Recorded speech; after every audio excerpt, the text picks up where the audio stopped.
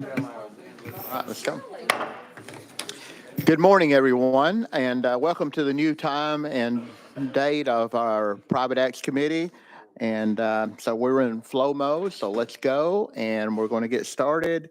And everybody log in, and Madam Clerk, please open up the board for everybody, including me.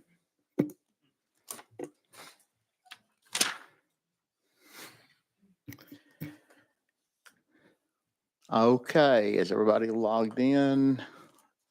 Anyone need help? I know about logging in, yeah. Oh, okay, okay. All right, got it. Madam Clerk, will you please take the roll? Mr. Chairman, you have 10 members present. You have a quorum. All right, thank you. And so we have a couple of bills on the calendar, but before we get started, does anybody have any personal orders or announcements before we take off? Anyone? If not, we have item number 1 by Chairman Crawford. Do I have a motion and a second on House Bill 1437? We got a motion and a second. Chairman Crawford, your bill is properly before us, and please explain the bill. Thank you, Mr. Chairman. Thank you, committee. This is a private act for the city of Crossville. And basically what it's doing is changing in the charter and putting new boundaries in, which is expanding for the corporate boundaries, not just the residential. So that's all the bill does. Okay, thank you. And we do have a resolution from the city of Crossville. Do you live in Crossville or? I do not. Okay, do we have any questions for the sponsor? Yes. Oh, I'm sorry. Representative Hemmer. Thank you, Mr. Chairman. Knowing this, not your community may not know this, but I thought it was interesting that the city mayor and the council salary were set as a percentage of the county mayors. Is that 15%. Yeah, is there a reason why? I've just never seen that before. It's just, Chairman Crawford. I think it's tied into what the charter does, their actual charter for the city. Okay, Representative Hemmer. Representative Hemmer, do you have any more? Is he done? Okay. Representative Pearson. Thank you so much, Chairman. I have a question about the voting portion. It says in any election under this act, all registered voters otherwise legally qualified to vote in county and state elections held in Cumberland County, Tennessee, and who are bona fide residents of the city and who have been such for 3 months preceding any election under this act, yada, yada, yada, will be entitled to vote. And so if you are a resident within 2 months before this passes, or in at least 2 months, are you not registered to vote or going to be eligible to vote? Chairman Crawford. Thank you, Mr. Chairman. If that's what the charter says, then you would have to live there 3 months, yes. Before you get Representative Pearson. Okay, so you have to live the 3 months before you get the right to vote. In a city Chairman election. Crawford. In the city election. In the city election. Representative Pearson. Okay, I thought that was a little bit interesting. And then there was one portion in here about the judgeship that I'll leave to another day. But just can I ask a question to legal? Okay, yes, we'll have to go out of session and go to legal. So we're going out of session. And we have Mark Dobish with legal. Hey, Mark, are we allowed to restrict people's right to vote in that way? And legal. Mark Doby's Office of Legal Services. It would largely depend. There's some ties as long as it isn't unreasonable and it does sort of tie in with the right to travel. You see certain restrictions in terms of running. Voting is certainly a higher bar, I would say. But I think the benchmark there is if it's reasonable. There's some a little bit of latitude when it comes to localities, but not much, I don't think. Representative Pearson. Okay. Follow up? No follow up. Okay. Thank you. Okay. And Chairman Doggett.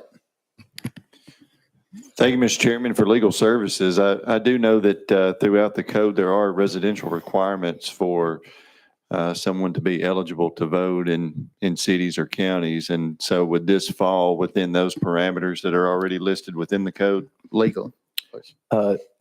Yes, sir. So essentially, whatever is in state code might sort of serve as either a floor or a bar. The localities can sort of limit based upon what within reasonable restrictions. But the key word there is reasonable. You typically see, like, for example, if someone's running for office, there's that 1-year restriction. That's pretty common. But as I said, voting being a fundamental right, there's it would be up to a court ultimately, I think. But localities do have a little bit of latitude, but voting versus running for office, I think, would be a higher bar. Chairman Doggett, follow up? That's a good question. Can I follow up on this question? Sure. Representative Pearson. So in our state, how long do you have to be here to register to vote? So you said the state has a bar. How is it 3 months here? I didn't know that. Sure. Yeah. To register to vote, I think as soon as you register, I think in that locality, I think you can vote. I want to say it's based upon like what the county election commission may authorize. I'd have to look into the details, but I'm pretty sure that it's run by the county itself, wherever you're registered. Okay, thank you. Okay, thank you. Any other questions for legal while we're out of session? Chairman Hawk. Thank you, Chairman. And just to clarify, this is voting in a municipal election that they have the ability to set parameters. I don't see anything in this, nor would I think that they could affect anything with the state election, federal elections, and things of that sort. I think that, as was mentioned earlier, I think the registration to vote, if I move somewhere, I'm going to register to vote in that community day one. And if the election, as long as I meet the deadline to vote in a state or federal election, primary or general election, I think that is. So what we're talking about is the municipality, which is done previously in several sections of codes. I know my city has a similar thing in terms of number of months of residency to be able to vote in a municipal election. So I don't think we're not changing anything in terms of what a state or federal election would be, just in that municipal election. So thank you, Chairman, members. All right, thank you. Anything else for legal? And Representative Halsey, Chairman Halsey. We're still out of session. I'm sorry. Did you have some for legal? Vice Chairman Sparks.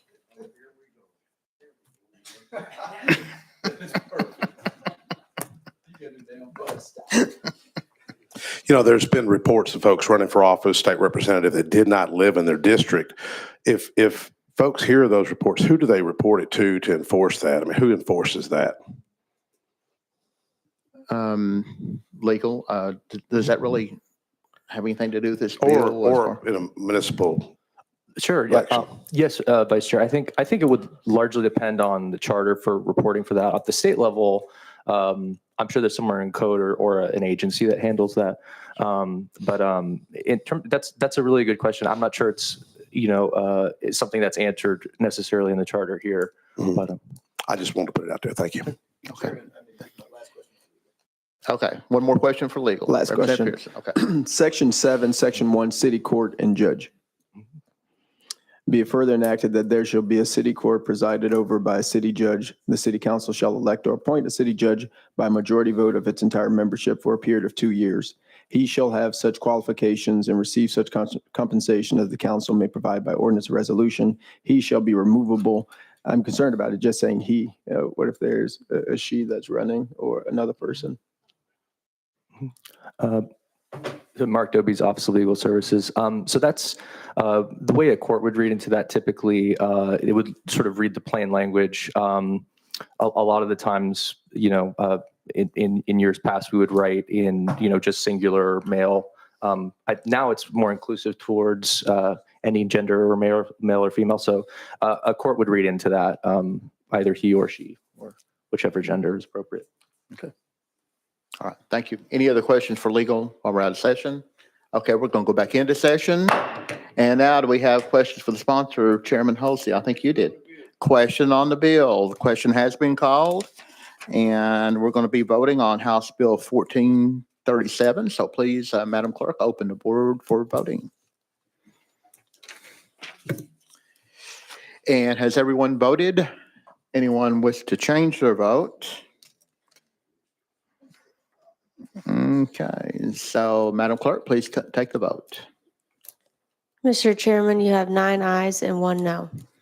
Okay, House Bill 1437 passes, and you're off to, it's a committee called State and Local Government. I'm If a you little heard- familiar with that. Thank you, Mr. Chairman. Thank you, committee. Thank you. Okay. The next item is item number 2 by House Bill 1439 by Representative Helton Haynes. We got a second. We got a motion and a second. And, oh, I'm sorry. And we also have a resolution too. Thank you for that. And so, Madam Chair, Helton Haynes, your bill is before us. Thank you, Mr. Chairman. This is a charter change for the city of Ridgeside, which is a little bedroom community in Hamilton County that I represent. So subject to local approval, it repeals and replaces its entire charter, private act. And I can read all the changes if you want me to do so. I don't think we do, but if somebody does, we'll get it. But do we have any questions for the sponsor? Anyone? If not, looks like we're ready to vote. So we're now going to be voting on House Bill 1439. And Madam Clerk, please open the board for voting. And everybody vote aye for the bill, no against it. And anybody wants to change the vote? Okay, Madam Clerk, will you please take the vote?